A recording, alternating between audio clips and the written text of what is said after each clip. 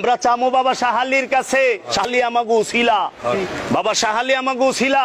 বাবা শাহালি যদি আমাকে জাহান্নামে নেয়, আমরা জাহান্নামেই যাবো। আপনারা আল্লাহর গোলামি করে জান্নাতে যান, আমরা যাবো না, আমরা শাহালির লগে থাকুম। মৃত ব্যক্তি জীবিত ব্যক্তিদের কোনো উপকার করতে পারে? পারে বলেন? পারে না। আহলুল সুন্নাত ওয়াল জামাতের আকীদা কি?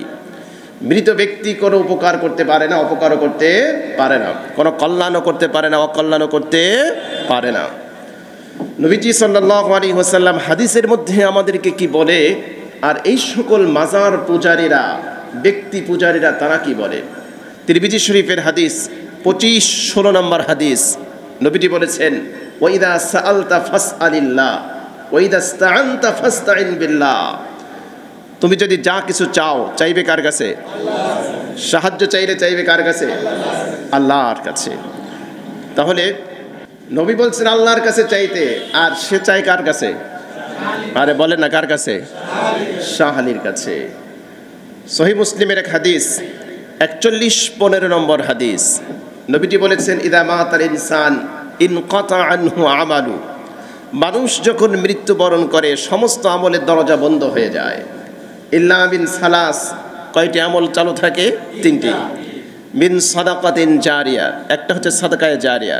2 নম্বর হচ্ছে ইলমিন ইউনতাফাউ বি, এমন ইলম যা দ্বারা মানুষ উপকৃত হয়, কোরআন এবং সুন্নাহর ইলম রেখে যাওয়া। 3 নম্বর ওয়ালাদিন সালিহিন ইয়াদউ লা, এমন নেককার সন্তান রেখে যাওয়া, যেই নেককার সন্তান পিতামাতার জন্য দোয়া করে। নবীজি বলেছেন মৃত ব্যক্তির জন্য নেককার সন্তানের দোয়া পৌঁছায়। তাহলে বোঝা গেল জীবিতদের দ্বারা মৃত ব্যক্তিরা কি হয়? উপকৃত হয়।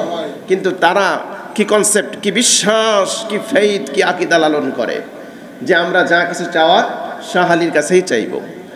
কোন ব্যক্তি যদি মৃত ব্যক্তির কাছে গিয়ে চায়, এটা শিরিক। এটা কি? শিরিক। খবরদার, এটা করা যাবে না। আরো কি জঘন্য কথা, কি জঘন্য আকীদা, কি জঘন্য বিশ্বাস যে আপনারা আল্লাহর গোলামি করে জান্নাতে যান, আমরা শাহালির গোলামি করব। শাহালি যদি আমাদেরকে জাহান্নামে নিয়ে যায়, আমরা জাহান্নামে যাব। নাউজুবিল্লাহ, নাউজুবিল্লাহ। কি জঘন্য কথা, কি জঘন্য আকীদা। আমার মনে হয় ওইখানে যারা উপস্থিত আছে তারাও মনে হয় বুদ্ধি প্রতিবন্ধী। তা না হলে একজন তাওহীদবাদী মানুষ কি নাই প্রতিবাদ করা? একজন ঈমানওয়ালা মানুষ কি ওইখানে নাই যে এই কথাটার প্রতিবাদ করবে? এরকম কি একজন মানুষও নাই? কোরআনে কারীমের মধ্যে আল্লাহ সুবহানাহু ওয়া তাআলা কি বলছেন? সূরা নিসা 36 নম্বর আয়াত, ওয়া'বুদুল্লাহ ওয়া লা তুশরিকু বিহি শাইআ। ইবাদত করতে হবে কার? ওয়া লা তুশরিকু বিহি শাইআ। তাদের সাথে কাউকে, আল্লাহর সাথে কাউকে শিরিক করা যাবে না। আপনি প্রত্যেকদিন সূরা ফাতিহার মধ্যে কি বলছেন? ইয়াকা না'বুদু ওয়া ইয়াকা নাস্তাঈন। গোলামি করি একমাত্র কার? কার গোলামি করি বলেন? আল্লাহ। ইবাদত করি কার? আমরা। সাহায্য চাইবো কার কাছে? আল্লাহর কাছে। আপনি সূরা ফাতিহায় প্রতিনিয়ত প্রত্যেক দিন বহুবার আপনি পড়ছেন ইয়াকা না'বুদু ওয়া ইয়াকা নাস্তাঈন। আর সে কি বলে যে শাহালির লগে থাকুম, শাহালিল যদি আমাদেরকে জাহান্নামে নিয়ে যায়, আমরা জাহান্নামে যাব। কত বড় ধৃষ্টতা, কত বড় বুদ্ধি প্রতিবন্ধী হলে এমন কথা বলে। কোন মুমিন, কোন মুসলমানের মুখে এ ধরনের কথাবার্তা কখনোই বলতে পারে না, কখনোই বলতে পারে না। আমরা দেখি যে এরা হচ্ছে সেই পৌত্তলিক আরবের মুশরিক যারা ছিল, আরবের পৌত্তলিক যারা ছিল তাদের হুবহু ডুপ্লিকেট। আরবের যে মুশরিক ছিল, এই সমস্ত মাজার পূজারীরা, এরা ওই সেই আরবের মুশরিকদের হুবহু ফটোকপি, একেবারে ডুপ্লিকেট, তারই অনুসারী। তাদেরকে যখন বলা হতো আল্লাহর হুকুম মানো, ইসলাম ফলো করো, কোরআন যা বলে তা মান্য করো, তারা একই ধরনের জবাব দিত।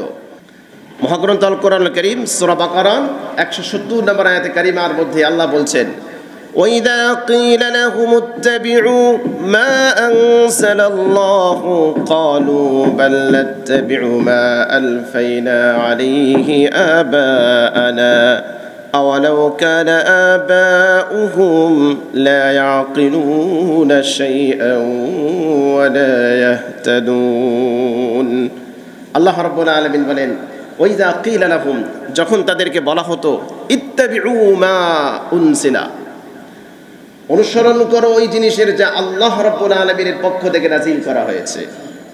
ইত্তাবিউ মা আনজালাল্লাহ, আল্লাহ যেই কোরআন নাযিল করেছে সেই কোরআনের বিধান তোমরা ফলো করো, সেটা তোমরা অনুসরণ করো।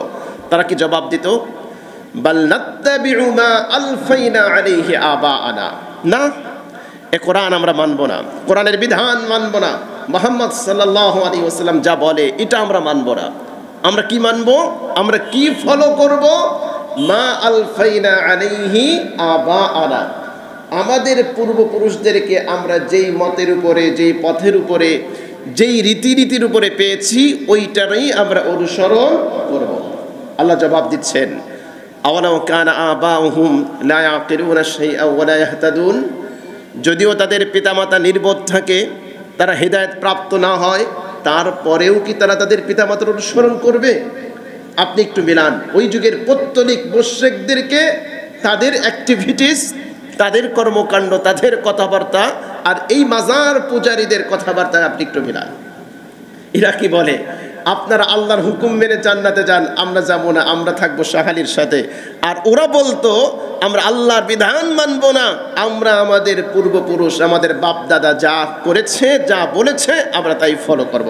তাহলে ওই পৌত্তলিক আর মুশরিকদের, তাদের মাঝে আর এদের মাঝে কোনো পার্থক্য আছে? আকীদাগত, বিশ্বাসগতভাবেও নাই, আমলগতভাবেও নাই।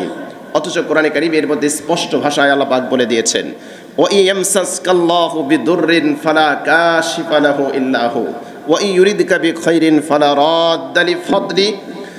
হাবিব, যদি আল্লাহ রাব্বুল আলামিন আপনাকে পরীক্ষাস্বরূপ কোনো পরীক্ষায় ফেলতে চান, কোনো মুসিবতে ফেলতে চান, কোনো কষ্ট দিতে চান, তাহলে এই অকল্যাণ, এই কষ্ট, এটা আল্লাহ ছাড়া কেউ প্রতিহত করতে পারবে না, কেউ দূর করতে পারবে না।